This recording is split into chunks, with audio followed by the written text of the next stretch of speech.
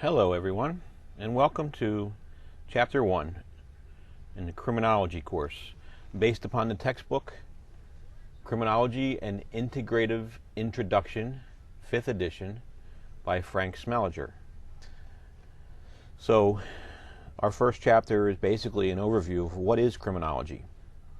Hopefully you still have your Introduction to Criminal Justice text, and I would strongly recommend that you review the chapter that covers this particular topic, because it'll give you a really good, strong overview of what we're going to do going forward. So what is criminology? As most of you understand, is basically the study of what causes crime. What are the causes of crime? So what we start off with is, what is crime? Well, people look at crime from different perspectives to determine what is crime. Mostly as people going into the criminal justice system, we're probably going to look at it more from the legalistic perspective, what the law tells us about crime. Then there's the political perspective, what do the people in the political structure in our government, the people that are in the political parties, what is criminal to them. And as you know, there's a great debate, whether it be abortion, whether it be gay marriage, whatever, as to what is crime and what is deviant behavior. There's a sociological perspective, certainly looking at crime from the perspective of society being involved and leading people to go to crimes, and a psychological perspective with regard to what's going on in people's heads. And we're going to look at a lot of different theories in this course as to what the causes of crime are. And like I said, you get a really good overview in your intro to criminal justice text. And those of you that had me last quarter, I gave you a real nice cheat sheet that I purchased, and I'll give it to you all after we start our class next week. So again, the perspective is very important. It determines what the assumptions are that people make and what questions that we ask when we're talking about crime. This book primarily looks at crime from a legalistic perspective. With that in mind, we're going to spend probably half the course looking at the various theoretical causes of crime. What do researchers and people who are studying crime, what do they believe the potential causes are? And we're also going to find out that it's not always just one thing, but maybe a combination of things. The textbook, and remember, your textbook is an ebook for this particular course, and some of you I know are okay with that, and some may have a little difficulty, but it is important that you figure out how to get to it and to look at it, because it's going to be a valuable resource for you, especially as there's quizzes every week. You really need to look at the textbook. And of course, I can share my highlights with you as I go through this version of the textbook. So definitely start looking at it. All right, so the legalistic perspective, crime is defined as human conduct in violation of the criminal law of the state, the federal government, or a local jurisdiction that has the power to make laws. So what do we mean by local jurisdiction? Well, the city, the town, even a county might be considered a local jurisdiction if they make laws that affect the people within that county. And that's something that we call jurisdiction. All right, so actually I was slightly interrupted, but we were talking about the legalistic perspective, and as you can see, the definition on the screen that we already covered. Moving right along, some shortcomings of that perspective. It basically gives power to those who make the laws, and the people that have that power, they're the ones that make the laws and determine what is criminal and what is not. Insists that the nature of crime and the nature of law cannot be separated, but not all moral acts are contravened by statute. And it fails to recognize that formal law did not always exist. You may remember from your intro class we had something called common law, and things weren't necessarily written down. All right, the political perspective, crime is a result of criteria that's been built into the law by powerful groups that are then used to label selected undesirable forms of behavior as illegal. So, say in political perspective, those people might actually create the legal perspective. Laws serve the interests of the people that are in power, the politically powerful people. Crimes are behaviors that those in power perceive as threats to their interest. So it's an interesting structure, construct that people look at today, suggests that those in power want to keep down a certain group of society, and there are the laws to do that. All right, the sociological or socio-legal perspective. From that perspective, we look at crime as an anti-social act of such a nature that its repression is necessary or is supposed to be necessary to the preservation of the existing system of society. So it's basically an act that people within the society feel is not natural. Crime is an offense against human relationships first, a violation of the law second, according to the sociological perspective. In the psychological or maladaptive perspective, crime is problem behavior. It's human activity that contravenes the criminal law and results in difficulties in living within a framework of generally acceptable social arrangements. Includes any harmful or potentially harmful behaviors by a person. So, if you remember from your intro class, we talked a bit about crime and deviance. And you can see with the Venn diagram in the slide here, not everything that is deviant is also illegal. You know, it might be that some people think certain types of dress styles, certain types of things that people might wear, maybe tattoos, piercings, certain hairstyles, are deviant. That sounds like a really nasty word, but deviant meaning that they differ from what the norm is for society. You know, you might even think if you go to, say, a formal event, like a wedding or something, and somebody comes dressed completely different from everyone else, that might be considered deviant, even though, you know, it's not illegal and it's probably not even really wrong. It's just different from what the expected norm would be. So understand that not everything that is deviant is necessarily illegal. So, on the other hand, there might be things that are illegal that certain parts of society think are perfectly fine. You know, we talk about marijuana. You know, there's states, New Jersey, Pennsylvania, many states around here where it's still illegal, but go out to Colorado or Washington State, it's not illegal. But there's people here who use it that think it's perfectly fine, a certain group. And you may find other cultures where things like that may be perfectly fine. And then you have in the middle of the diagram, in what looks like a kind of green color, things that are illegal and deviant. And you think about stuff that are illegal and everybody pretty much agrees that they're wrong, like murdering somebody, like sexual assault of a child, stuff like that. You know, the examples on the slide: unusual dress styles being deviant, indecent exposure being a crime. Now, of course, even that example isn't that great, because there was a case, I believe in Florida, of a guy who, you know, walked around his own house naked in front of the windows, but because he was in his own house and within his grounds, that wasn't illegal there. It was, you know, basically, don't look in his windows was the situation. All right, so what should be criminal? Well, there's not completely agreement on what should be and what shouldn't be. Just the discussion of the difference between what's illegal and what's deviant, and the things that are both, basically tell you that there's not always agreement with regard to some behaviors like marijuana, like prostitution, even things such as abortion. Some people would think it should be considered murder, where we all know that the Supreme Court decided many years ago that it is legal behavior. But there are still people who disagree. You look at the recent case, gay marriage, where people based on their religious beliefs feel that is a deviant and an inappropriate behavior, but the Supreme Court just recently decided that it is basically legal in the entire nation. So we have two contrasting perspectives: the consensus perspective, which is basically everybody agrees, and a pluralist perspective, where you have differing viewpoints. Our consensus Laws are enacted to criminalize given forms of behavior when agreed upon by members of society. Most applicable in what they call homogeneous societies. These are societies where basically everybody thinks the same way, agrees the same way, lives the same way.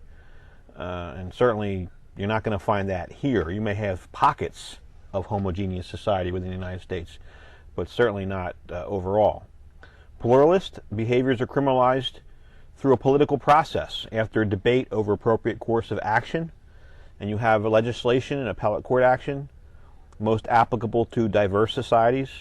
We're probably closer to pluralist than anything else, but keep in mind that certainly there are some crimes that everybody agrees, serial killers, murder in any form, basically, most people would consider to be illegal. So we have a combination of both pluralist and consensus, but for the most part, we go under a pluralist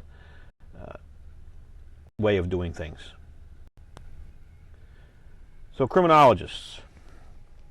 And we're studying criminology. Well, there are people called criminologists. What do? They're the people that study crime, criminals, and criminal behavior. One of the things I'm going to ask you to do in the first or second week of the course is take a look at some periodicals that I have in the LRC that have reports created from research studies done by criminologists. And you can see the kind of things that they do, the kind of things that they study, the level of detail that they look at crime that you're not going to see in your newspaper, you're not going to see on news, you're not going to see on Facebook or your Instagram account. These people look in fine detail to try to figure out what's going on. That's what criminologists do. Criminalists are those people that a few of you actually came here saying you wanted to be. Somebody who's in CSI or forensics. Criminalist is a specialist in the collection and examination of the physical evidence of a crime. So a criminalist, somebody who's a ballistic specialist, would be considered a criminalist. A forensic chemist might be a criminalist. People who go out and lift fingerprints, who look for DNA and all those types of things, criminalists. In your criminal investigation course and in your forensics course, you're going to be acting in that role. Some of you will be.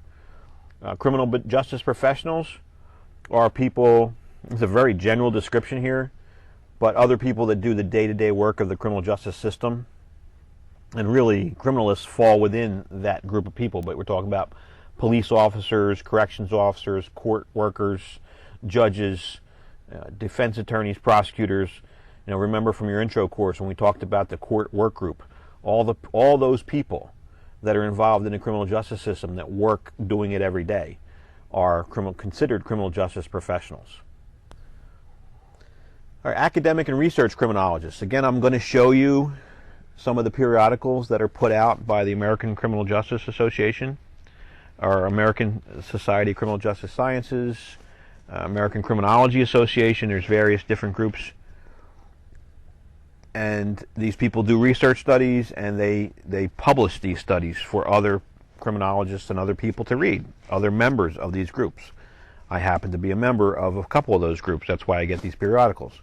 So you're going to get to see them. But basically, who are these people? Well, I'm not one of them. Your research criminologists, academics, work usually in larger, major universities. Certainly we have them in this area working at Temple, working at Rutgers, Drexel, St. Joe's. I believe there's a couple people over there that get quoted all the time. Even my alma mater, LaSalle, there's some people working over there. But we're talking about people generally who have doctorates, PhDs, in criminology, criminologists, criminal justice, or other related fields.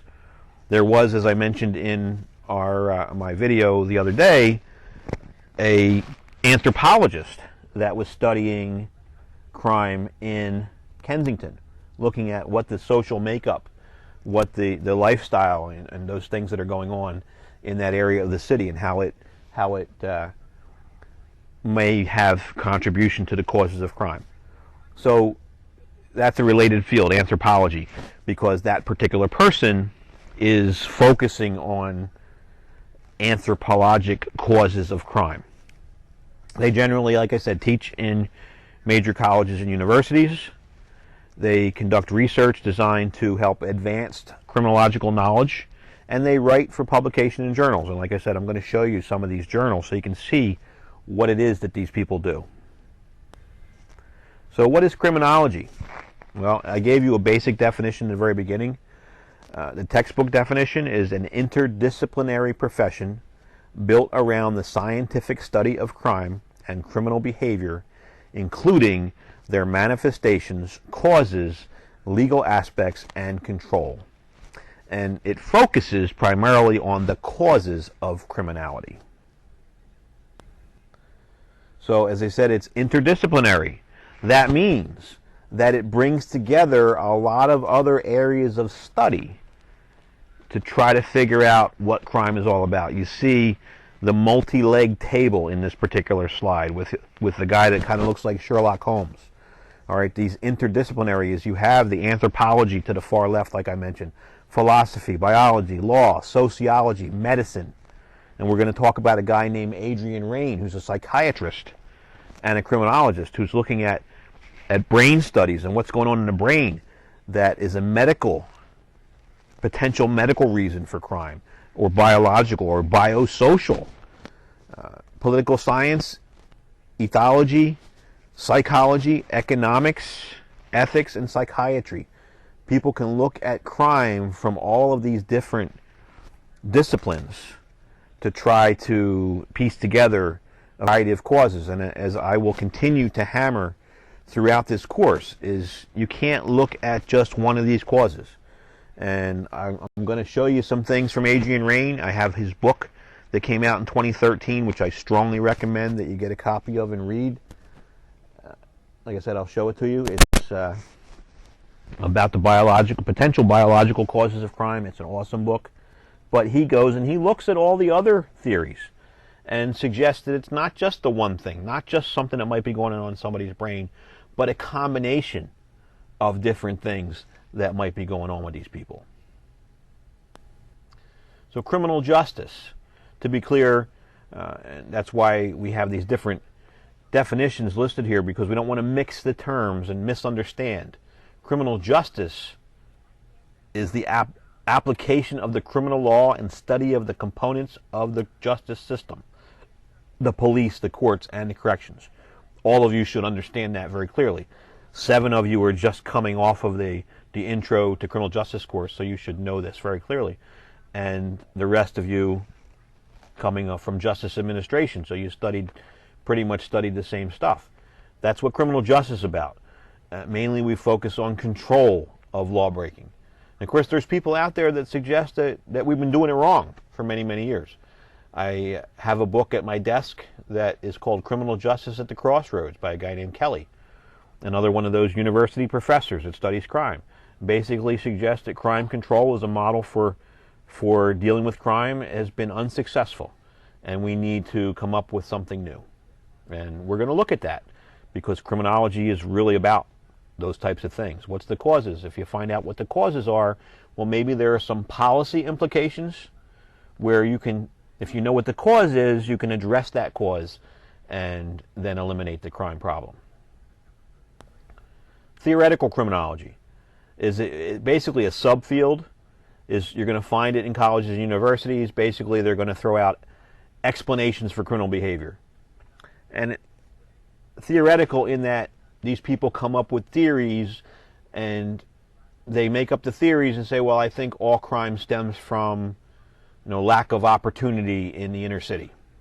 And they have to then that's their hypothesis. And then they have to kind of make that hypothesis into something that they can study, which we're going to talk about. I believe it's chapter 3 when we talk about research. So there's people that are working in colleges and universities that are doing this, what we call theoretical criminology, and then through their studies they come up with explanations for criminal behavior. All right, so what is it? Theoretical criminology, they come up with a theory. They have some clearly stated propositions that posit relationships, basically put things together, often of a causal sort, between events and things that are under study.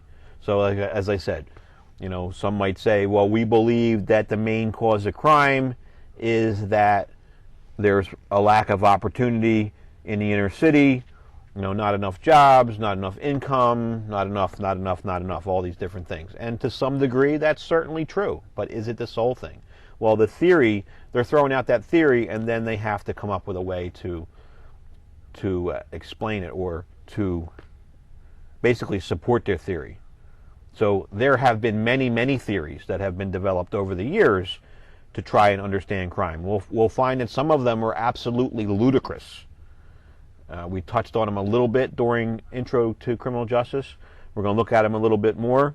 You're going to have people saying that the shape of your body, the fact that you had really big earlobes or big lips or some other, or your arms dangled down at your side really, really long, meant you were a criminal. Well, that sounds absolutely crazy today. But those were theories, biological theories. So we're going to be looking at that kind of stuff. So what are theories, or what type of theories are there? There's a general theory of crime. A general theory tries to explain all or most forms of crime through one approach. Basically saying, yeah, because of this one thing that's happening, there's crime. Whether it's somebody saying it's biological, sociological, psychological, all crime is because of this reason. And then there's what they call integrated theories, is taking different concepts and saying, well, and Adrian Raine does this really well. Different concepts. Well, there are some people that have, say, a predisposition to getting involved in crime because of some problems they have in a part of their brain. And we'll look more closely at that when we look at Adrian. But just having that problem doesn't mean they're going to commit crimes. The environment that they live in while having this problem with their brain then might create that criminal. So somebody who has the brain issue, but is in a very supportive home life with a lot of people looking after them, might not be involved in crime. But somebody who's got no support, nobody looking out for them, might go crazy. And we're going to look at that. Criminology and social policy. Well, this, I think, is one of the very, very important reasons that we even study crime. Because what is social policy? Social policy is government initiatives, programs, plans to address problems in society. When all of a sudden the Congress votes and says, we are going to mandate that there's a fence built along the Mexican border, like Donald Trump is talking about. Maybe the Congress comes out and says that. That's going to be a social policy, and that's going to automatically stop the immigration of illegal people into our country, and is going to stop the crime problems in states like Texas, Arizona, California, Nevada, that are so close to the border that these people are causing havoc down there. That's social policy. Well, when we take criminology and social policy, we actually look at the causes of crime and develop policy based upon this well-conducted research. So we can really do our policy thoughtfully instead of just doing stuff. And we see in our government, sometimes somebody comes up with an idea, well, there's a problem here, this is the way I want to deal with it. And they don't even bother to look at what the theoretical people are saying, and don't even know that, we've already studied this and found that that's probably not going to work. But they do it anyway. Social policy and public crime concern. Like I said, and we know this from years of study, concern about crime is not always related to the actual incidence of crime. And we see that today. There's people that are all fired up about Black Lives Matter. The people on the police side are fired up about the killings of police officers.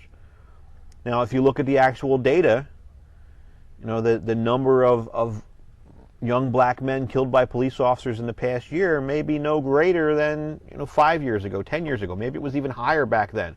But now, what's going on? People are seeing more of it. There's people that are active talking about it, and maybe it looks like it's a lot greater. I remember many years ago as a DARE officer, there was this one summer where we constantly were hearing reports about children who had been abducted.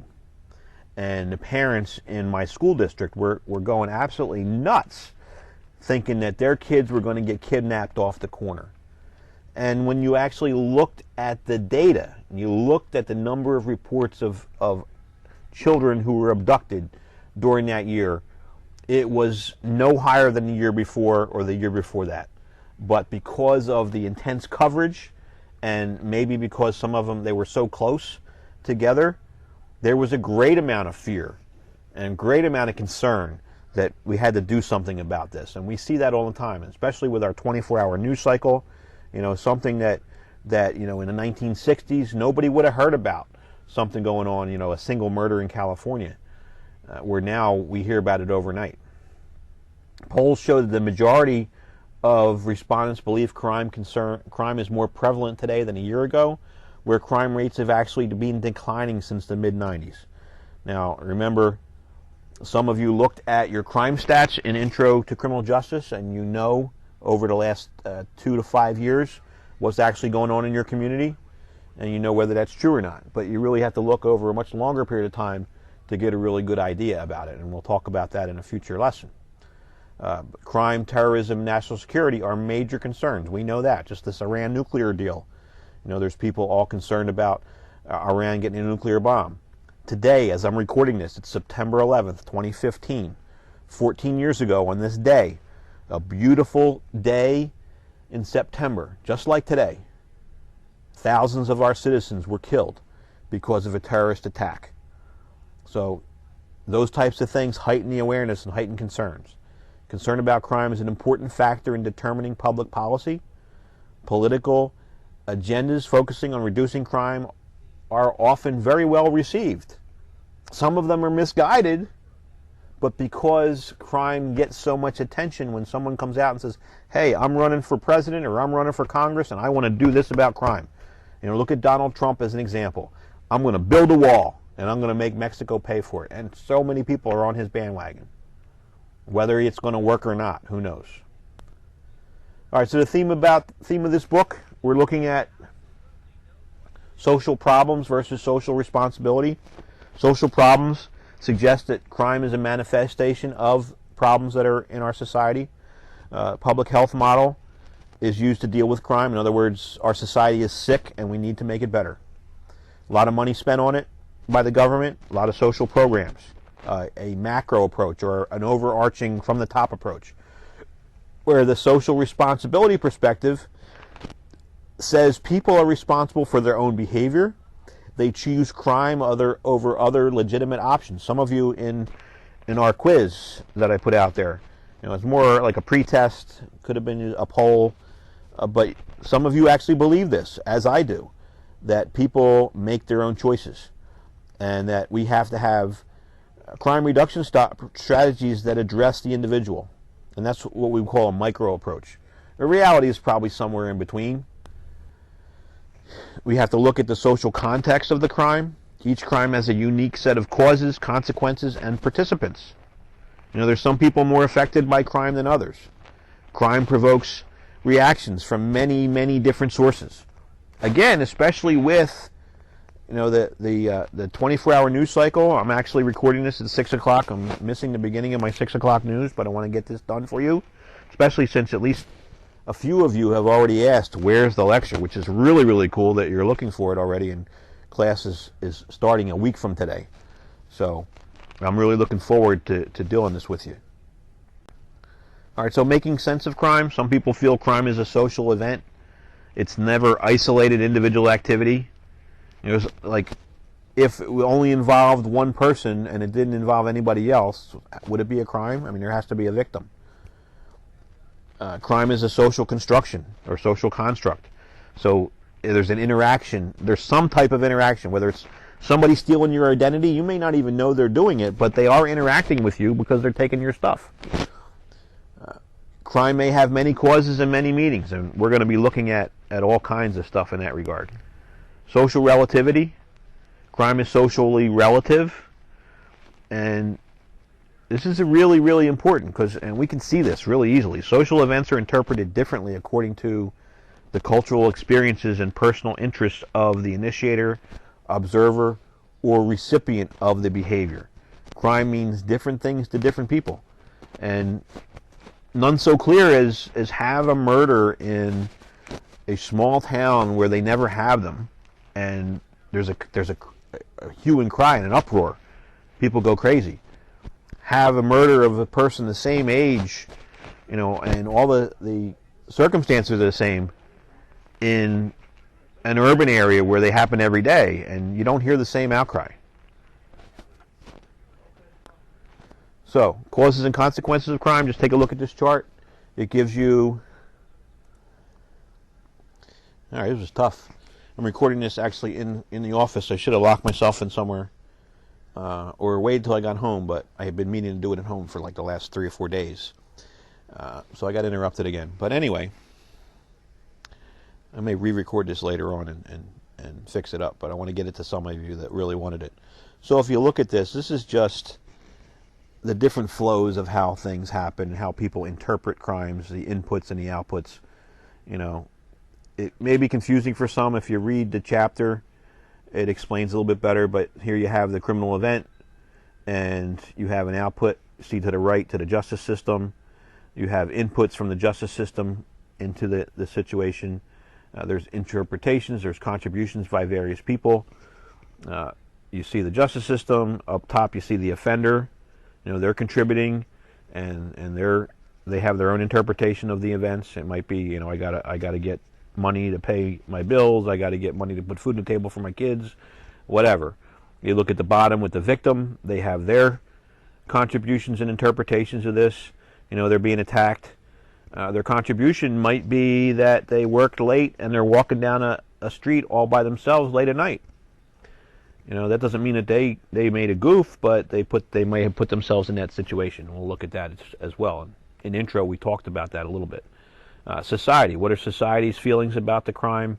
What are society's contributions? How did society, maybe the makeup of society, contribute to why this crime occurred? You know, all of these are just different aspects that might be involved in the causes and certainly the consequences of a crime. So crime results from the coming together of inputs provided by the offender, the justice system, the victim, and society. You know, at the very beginning, you need an offender and a victim for a crime to occur. It happens within society. So, you know, society might have some input as to what might have caused the crime, and we're going to look at causes from a sociological perspective. And then, of course, after the crime occurs, the justice system becomes involved. You know, sometimes the justice system's involved earlier with undercover investigations. Somebody gets a word about it, and maybe we find out about it while the crime's occurring, but not all that often. So, offender contributions. What does the offender bring to the table? Well, they have their life experiences. Where did they come from? What were they used to? You know, where did they grow up? They grew up in North Philly. Did they grow up in Wilmington? Did they grow up in Camden? Did they grow up in Mount Laurel, Cherry Hill, Middletown, Pennsylvania, Bristol? You know, and what was it like? How about their biology and personality? Did they have like a brain disorder? Did they have a brain tumor?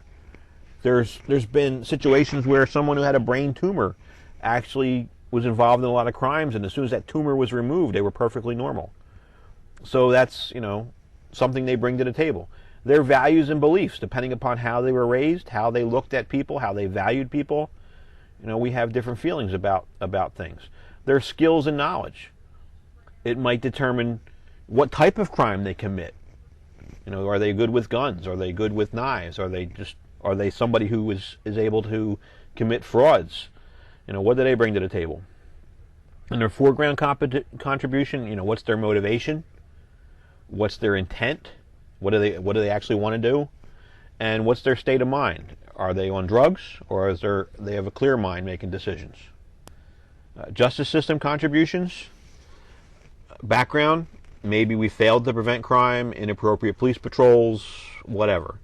We failed to identify or inhibit specific offenders. Maybe people, you know, we've heard of somebody who was arrested, like some of the that illegal immigrant that killed the young lady in San Francisco was in and out of this country, I believe, like 6 times before he committed that murder. You know, and we failed, obviously, as a country and as a justice system to control that person. One of those things is preventing release of recidivists, which probably should be the focus. If we can identify those people who are the most dangerous and most likely to commit crimes, aren't they the people that probably ought to be continued to be locked up? Immediate contributions or features of the situation. Was there a police officer nearby, or were they not there? That could obviously be a big thing. If a police officer is standing on a corner, the drug dealers aren't going to operate on that corner. Police officer is 3 blocks away, well, maybe that corner is pretty hot. Availability of assistance. Can you get the officers there quickly? Can you get assistance from other agencies? Are your officers willing to prevent crime? Are they willing to intervene? And this is a big topic most recently. With all the hubbub about whether it's Black Lives Matter, whether it's charging officers for the death of in-custody people, like in Baltimore. Baltimore, some people claim that crime in Baltimore skyrocketed after the Freddie Gray case when those 6 officers were charged, because the officers are afraid to do their jobs, because if somebody gets hurt, they're going to wind up getting charged, even though they acted in good faith. So we do have a problem right now where maybe officers are holding back because of the fear of prosecution or the fear of being accused of brutality or some other thing because they're doing their jobs. And certainly response time. How long does it take the officer to get from wherever they are to wherever the crime is occurring? And that might be a function of patrol patterns, a function of manpower. How many officers do you have in a particular area? All those things are important. Victim contributions. All right, their presence, just the fact that they happen to be at the place where the crime occurred. You may have seen the case of that young lady in Germantown that was kidnapped off the street about a year ago. The guy that did it just pled guilty. He kidnapped her off the street. She got off a bus. She's walking down the street all by herself. He pulls up, jumps out of the car, grabs her, and pulls her into the car. She's just out there. That's one of her contributions, coming back from a party or something, walking down a lonely street. And we hear about that all the time. There were several rapes down in Center City not too long ago, sexual assaults. Women walking home late at night who were just in the wrong place at the wrong time. There was a deputy prosecutor from Burlington County years ago who was in Center City, Philadelphia, who was at a ATM machine just getting the money, and he was robbed and murdered just being there. Some people, there's active contributions through lifestyle. If you're a drug dealer on a corner and you're known to be carrying lots of money and lots of drugs, maybe you're subject to getting ripped off by other dealers, by other opportunistic criminals, and as we saw recently, maybe even by some of the police officers. So that's a contribution. And then another situation is what we call victim precipitation, is when a victim is actively participating in the initial stages of events. Maybe the victim gets involved in an argument, or maybe the victim is the one who takes the argument to a higher level, and the anger just gets higher and higher, and then there's a fight. Maybe somebody brings a gun to the fight, and somebody gets killed. And that victim's dead, but maybe that victim did things that caused it to happen. And they're not always bad things. Not always bad things. You're going to see, just the fact that somebody comes home from work and they're not feeling really good. Maybe they're all uptight, and the person who's in the house starts giving them a bunch of crap, and a fight ensues, and somebody gets hurt. Victim precipitation, where the victim instigates a chain of events that results in them being victimized. Again, it's not necessarily that they did something bad. It's just that whatever they did started a chain of events that led to the victimization. Maybe like a road rage incident.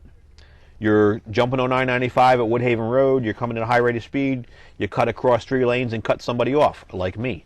That's happened to me I don't know how many times. And I just blow it off. But maybe somebody's cut off and they chase this person down and run them off the road. Well, that would be victim precipitation, because that one person was driving crazy, almost caused an accident. The other person reacted inappropriately, and a road rage incident occurred. Society's contributions. Society, what are the social practices? What are the conditions? And we talk about this all the time. You hear about it in the media.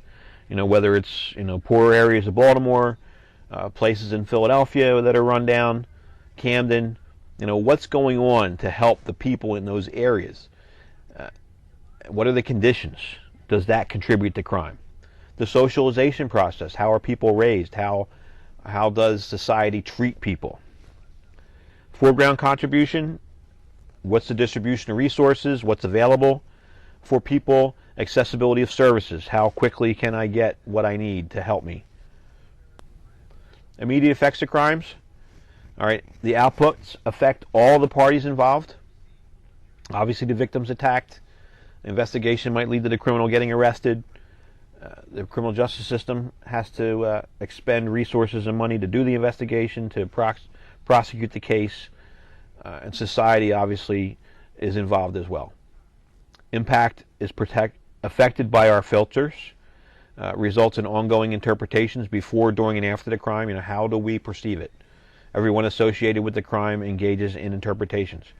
Again, we all have our different perspectives on how we look at the crime and the situation.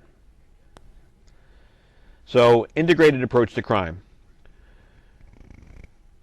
means we're attempting to identify and understand multiple causes. As I said earlier, criminology is really an interdisciplinary thing, and there's not just one cause. So, an integrative approach, as we look at in this textbook, is we're looking at multiple causes of crime, and we highlight the processes involved in the criminal event as it unfolds, and then analyze the interpretation of the crime phenomenon. Try to figure out, what are all the different pieces that came together in this puzzle that created this crime.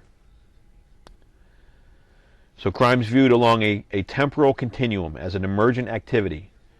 It arises out of things that happened in the past, and there's a course that builds upon the interrelationships among the people involved, and of course then there's a formal response. So this is just a fancy way of saying, there's things that happened in the past that may have led a person to get involved along this course, that then the relationships between the people, a crime occurred, and then the justice system has to respond. Sociology, especially when I was coming up and going to college, my criminal justice program was actually in the sociology department, and there are a lot of theories of crime that are based upon sociological theories, and we will look at those, and things like social problems, social responsibility. That's a dichotomy. Social problems say the problems cause crime, but social responsibility people say that people make their own choices. Which is it? Or is it a combination of both? That people that are put into certain bad situations, some make choices, bad choices to get them out of the situation, and other people make good choices. Like you going to school rather than out robbing 7-Elevens is probably a good choice. Advantages of sociology being a prime study is we look at crime as a social phenomenon, and a lot of contemporary criminology does rest on a tradition of social scientific investigation.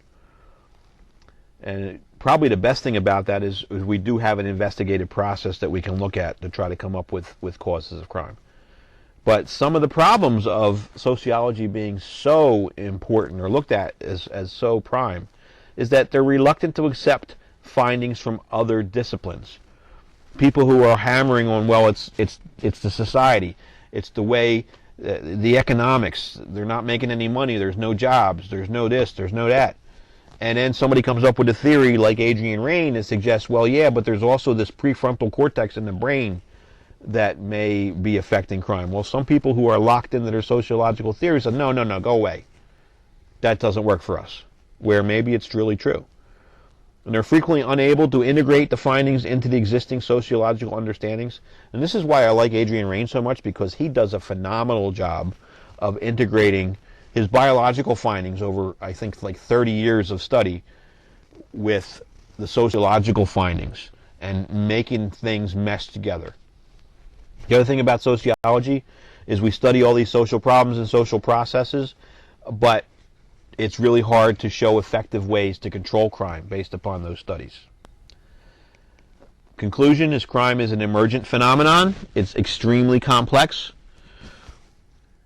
Hence, we've been fighting it for years. The book I told you about earlier, Criminal Justice at the Crossroads with Kelly, says we've been doing this crime control thing forever, and it's just not working. Criminology must focus on understanding the social phenomenon of crime. Crime includes many different forms of behavior, each subject to personal, political, and definitional vagaries. In other words, It means different things to different people in different parts of our society. So we're going to spend the next 12 weeks looking at a lot of the different causes of crime. In the first, I say, 5-6 weeks, we'll be looking at those individual theories, and I want to try to make them work together for you. But we'll be looking at some really old theories that have been discounted. We'll be looking at some others that might be actually re-emerging. We'll be looking at some new stuff. And then the last few weeks of the course is we actually look at specific types of crimes and theories that deal with those crimes specifically. So it's some very interesting stuff. Hopefully with the online lectures like we're doing, we'll have more time to look at some really cool stuff like serial killers that everybody loves, and some other more specific things like in our own area like Philadelphia and what's going on there. And I hope to also, I've been trying to get some really good speakers to come in. So this basically concludes the first chapter. Make sure that you attempt to access your book as soon as possible. I know one student tried it yesterday and was unable to get to it yet. I do have access to it. Other instructors have been accessing their ebooks. So, give it a try. If you don't know how to get to it, please call me. I actually sent you an email yesterday, instructions on how to access your ebook. So do it, and let me know if you have difficulty with that. And I hope to look forward to seeing you next week. Again, it's Friday night. It's like 20 after 6. I'm still sitting here in school. And I will see you next week. Thank you.